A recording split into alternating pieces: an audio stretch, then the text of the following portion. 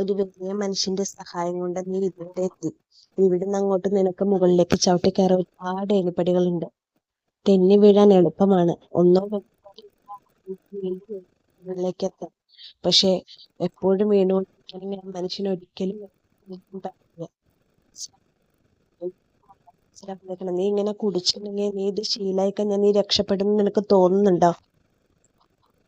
നിനക്ക് ഉണ്ടാവുന്നത് സ്വന്തം മക്കള് കുടിച്ചു പോകില്ലാതെ വന്ന് കിടന്ന് കാണുമ്പോൾ ഒരു മാറ്റം.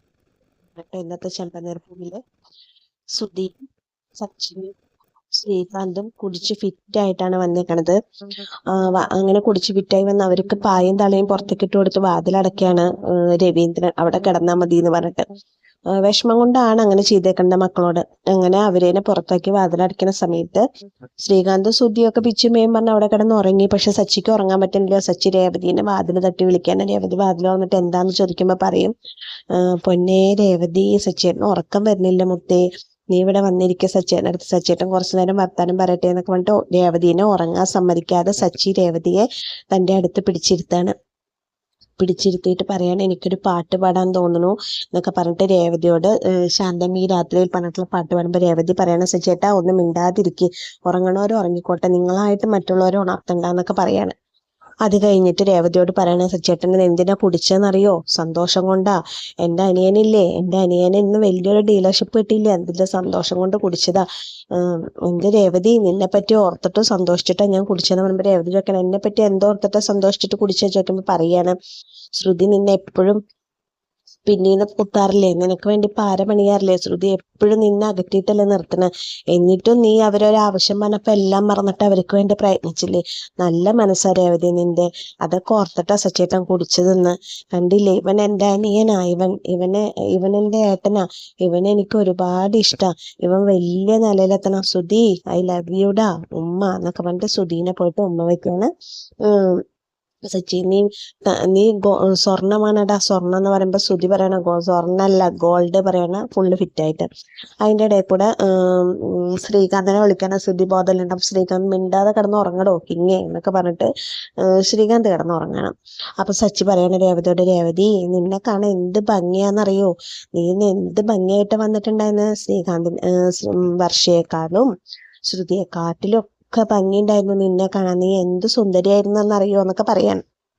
ഇത് രേവതി, ശരിക്കും ഞാൻ സുന്ദരിയായിരുന്നു സച്ചേട്ടാ ചോദിക്കുമ്പോ, അതെ നീ സുന്ദരിയായിരുന്നു രേവതി എന്ന് പറയണം. അപ്പൊ രേവതി പറയണം, നിങ്ങൾ സുന്ദരനായിരുന്നു, നിങ്ങളെ കാണാനും നല്ല ഭംഗിയുണ്ടായിരുന്നു, ഞാൻ ആദ്യമായിട്ടാണ് നിങ്ങൾ കോട്ട് സൂട്ടൊക്കെ ഇട്ടിട്ട് കാണുന്നത്, പക്ഷെ നല്ല ഭംഗിയുണ്ടായിരുന്നു, ആളുകൾ മുഴുവൻ നിങ്ങളെ നോക്കിക്കൊണ്ടിരുന്നേ, കണ്ണേറ് കിട്ടിയോണാവോ എന്നൊക്കെ അങ്ങനെ പറയാണ് രേവതി. ആണോ, ഞാൻ ശരിക്കും സുന്ദരനായിരുന്നു. പിന്നല്ലാതെ രേവതി, പൊന്നെ സച്ചേട്ടൻ്റെ കുട്ടി ഉറങ്ങണ്ട കേട്ടോ, നമുക്ക് ഇങ്ങനെ കണ്ണി നോക്കിയിരിക്കാം എന്നൊക്കെ പറയണം.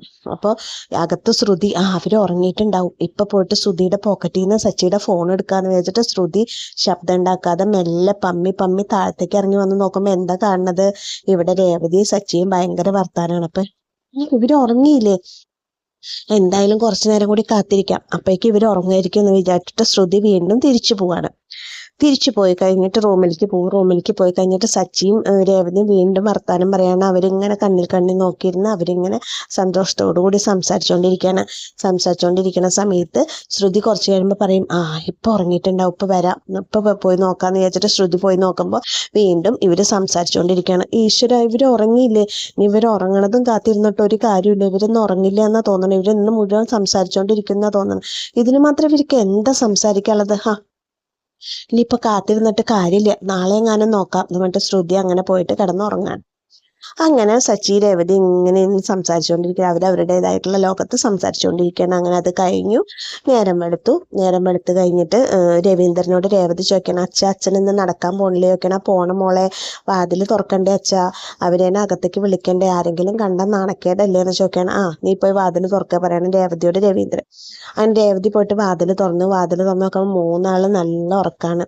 അപ്പൊ രവീന്ദ്രൻ ഇങ്ങനെ നോക്കുമ്പോ, നീക്കടാ പറയണം മൂന്നാളോണ്ട്, പക്ഷെ ആരും അനങ്ങണില്ല.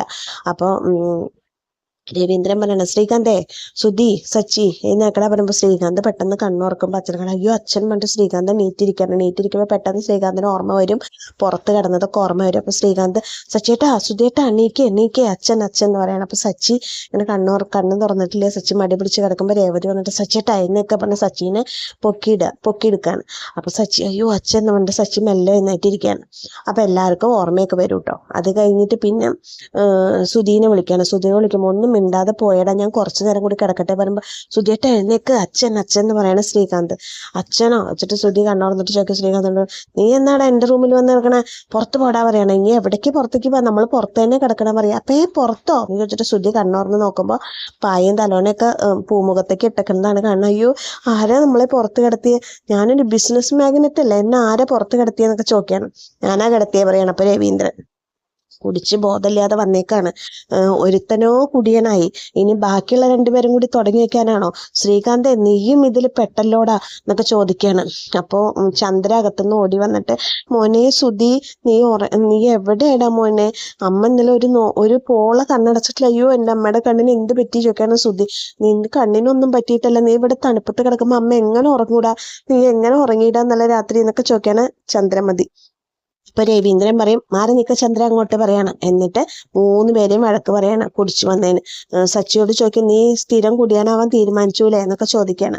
അത് കഴിഞ്ഞിട്ട് ചോദിക്കും ശ്രീകാന്തിനോട് നീ എന്തുദ്ദേശിച്ചിട്ടാ ശ്രീകാന്ത് ഇങ്ങനെ, അല്ല അച്ഛാ അത് അഭിലാഷ് സാറിന് ഒരു കമ്പനി കൊടുക്കാൻ വേണ്ടിയിട്ട്, അഭിലാഷ് സാറിന് കമ്പനി കൊടുക്കാൻ വേണ്ടിയിട്ട് അല്ലേ, അങ്ങനെ ആൾക്ക് ഹാപ്പി ആവാൻ വേണ്ടിയിട്ട് അച്ഛവ്, അങ്ങനെ എല്ലാവരും കമ്പനി കൊടുത്തിട്ടൊന്നല്ല വലിയ നിലയിലെത്തണത്. നീ ഒരു കാര്യം മനസ്സിലാക്കണം, നിന്നെ സഹായിച്ച വലിയൊരു മനുഷ്യനുണ്ട്, ആ മനുഷ്യനെ നീ മറക്കരുത്.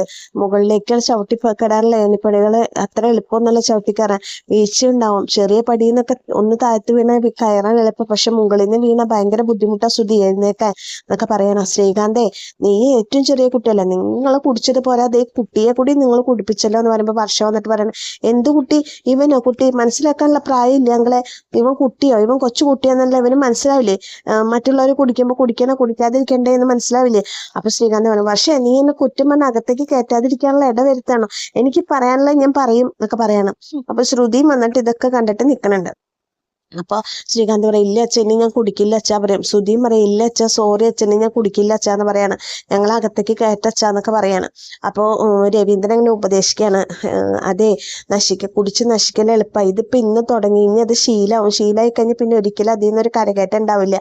എൻ്റെ മക്കളത് മനസ്സിലാക്കണം, കേട്ടില്ലേ, നിങ്ങൾ രണ്ടുപേരും കുടിച്ചു, നിങ്ങളെ കുട്ടിയെ കൂടി കുടിപ്പിച്ചു ഇല്ലേ, നിങ്ങളതിനൊക്കെ എന്താ പറഞ്ഞിട്ട് കാര്യം എന്നൊക്കെ പറയണം. അപ്പൊ ചന്ദ്രമതി പറയണം ഒന്നും പറയാനില്ല, ഇത് കുടിപ്പിച്ചത് ഇവൻ ഒറ്റൊരുത്തനെ പറഞ്ഞിട്ട് സച്ചിക്ക് നേരെ വരാൻ ചൂണ്ടാണ്. ഇവിടെ ഉണ്ടല്ലോ എല്ലാം തികഞ്ഞിട്ടൊരു മുഴുക്കുടിയാൻ പറയുമ്പോൾ രേവതി പറയാണ് സച്ചേട്ടനെ കളിയാക്കണ്ട, സച്ചേട്ടൻ മുഴുക്കുടിയനൊന്നല്ല, സച്ചേട്ടനൊന്നല്ല അമ്മയുടെ മക്കള് രണ്ടുപേരും കുടിച്ചില്ലേ, സച്ചേട്ടൻ അവരൊക്കെ കുടിച്ചു കഴിഞ്ഞിട്ട് ലാസ്റ്റ് അല്ലേ സച്ചേട്ടൻ കുടിച്ചത് എന്നൊക്കെ പറയണം. അപ്പൊ സച്ചി പറയും ഞാനൊന്നല്ല, ഇവര് കുടിച്ചിട്ടാണ് ഞാൻ കുടിച്ചത്, ചോദിച്ചു നോക്കാം അവരോട് എന്ന് പറയാണ്. അപ്പൊ ചന്ദ്രമതി പറയും അല്ല നീ തന്നെയാണ് ഇതിന് കാരണം എന്ന് എനിക്കറിയാം, നീയാണ് ഇവരെ കൂടി കുടിപ്പിച്ചതെന്ന് പറയാണ്. ഞാൻ കുടിക്കാൻ ചെല്ലുമ്പോഴേക്ക് ഇവര് 3 റൗണ്ട് കുടിക്കൽ കഴിഞ്ഞു ഇല്ല ശ്രീകാന്ത് കേൾക്കുമ്പോൾ ശ്രീകാന്ത് അയ്യോ എന്ന് പറഞ്ഞിട്ട് ഇങ്ങനെ വായ പൊത്താണ്. അപ്പൊ വർഷ പറയും ആന്റി എന്തിനാ കുറ്റം പറയണേ, ഒരു സെൽഫ് റെസ്പെക്ട് പറഞ്ഞ ഒരു സാധനം ഉണ്ട്, അത് അവനോൻ ഉണ്ടാക്കേണ്ടതാ, അല്ലാണ്ട് മറ്റുള്ളവരുടെ അടുത്തൊന്നും ഉണ്ടാക്കേണ്ടതല്ല, അതൊക്കെ അവനോൻ ചിന്തിച്ചുണ്ടാക്കേണ്ടതാ എന്നൊക്കെ പറഞ്ഞിട്ട് വർഷ ശ്രീകാന്തിനെ കുറ്റം പറയുമ്പോൾ ശ്രീകാന്ത് പറയാണ് എൻ്റെ വർഷേ നീ എന്നെ അനുകൂലിച്ചില്ലെങ്കിലും നീ എന്നെ സപ്പോർട്ട് ചെയ്തില്ലെങ്കിലും കുഴപ്പമില്ല, നീ എന്നെ കുറ്റം പറയലൊന്ന് നിർത്ത് എന്ന് പറയാണ് ശ്രീകാന്ത്. അപ്പൊ രവീന്ദ്രൻ പറഞ്ഞു സംഭവിച്ചു ഇനി മേലെ ഇത് ആവർത്തിക്കരുത്, നിങ്ങൾ അകത്തേക്ക് പോ പറയാണ്. അപ്പോൾ ശ്രുതി ഇങ്ങനെ നോക്കിയിട്ട് പറയണം ഓ ഭാഗ്യം, ശ്രുതിയുടെ ഷർട്ടിന്റെ പോക്കറ്റിൽ സച്ചിയുടെ ഫോൺ ഇരിക്കുന്നുണ്ട്, രക്ഷപ്പെട്ടു എന്ന് പറയാണ്. അങ്ങനെ അച്ഛൻ്റെ സ്നേഹശാസനകളെല്ലാം ഏറ്റുവാങ്ങി അവരിനി കുടിക്കില്ല എന്നൊക്കെ അച്ഛനോട് പറഞ്ഞിട്ട് എല്ലാവരും സോറിയൊക്കെ പറഞ്ഞിട്ട് വർഷ ശ്രീകാന്തിനെ കൊണ്ട് അകത്തേക്ക് പോകണം. അങ്ങോട്ട് വാ റൂമിലേക്ക്, ബാക്കി നിനക്ക് ഞാൻ അവിടെ വെച്ച് തരാൻ പറഞ്ഞിട്ട് വർഷ ശ്രീകാന്തിനെ കൊണ്ട് പോവാണ്. ശ്രുതി വന്നിട്ട് ശ്രുതിയോട് പറയും ശ്രുതി നമുക്ക് ഷോപ്പ് തുറക്കണ്ടേ എന്ന് പറഞ്ഞിട്ട് ശ്രുതിനെയും കൂട്ടിയിട്ട് പോകണം. പക്ഷെ ശ്രുതിയുടെ ഉദ്ദേശം എന്താണെന്ന് നമുക്ക് എല്ലാവർക്കും അറിയാം, ശ്രുതിയുടെ പോക്കറ്റിൽ കിടക്കുന്ന ഫോണാണ് ശ്രുതിയുടെ ഉദ്ദേശം.